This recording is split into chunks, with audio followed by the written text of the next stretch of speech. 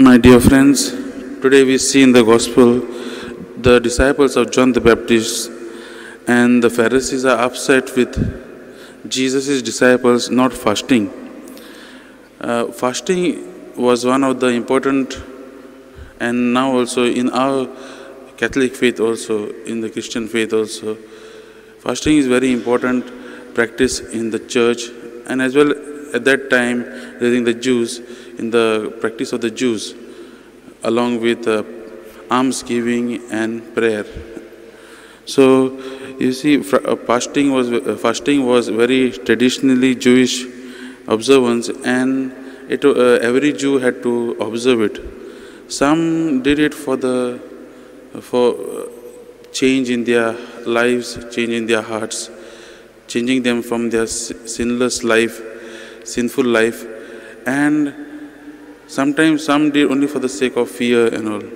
Some did for the conversion of their soul. And Jesus points out today why we need to fast. The question is of not fasting, but why we need to fast. And he tells the people who are asking this question, when he is there, what is the point of fasting? When the bridegroom is with them, there will be a time when the bridegroom is taken away, meaning there will be a time when we will be going away from God, we will be caught up in sin, and that is a time we need to fast. That is a time when we need to come back to God, to purify our souls, to purify our minds, to come back to God for a conversion of heart. And that is the thing what Jesus is trying to tell each and every one of us through this scripture passage. My dear friends, many times we are caught up with a lot of things.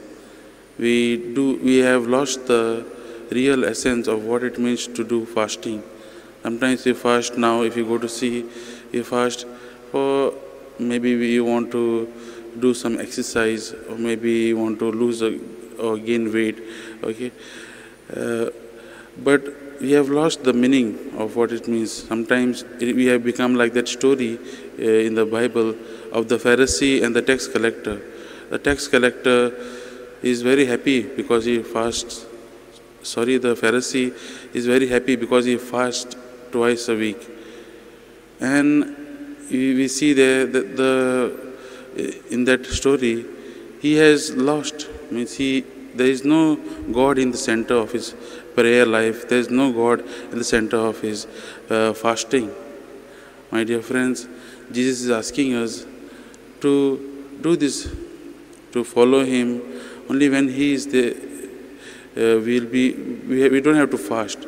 Only when he is gone, when he goes away from our life, when God fades away from our life and sin comes into our life, we need to look back, we need to see for our own conversion of hearts. Then only there is meaning in this fasting today.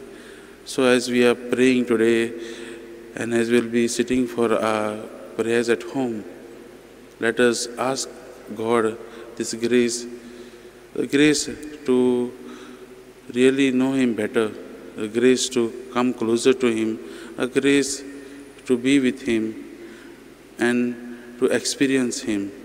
And once we have experienced, let us give this light which he has given us to everyone whom we come in contact with.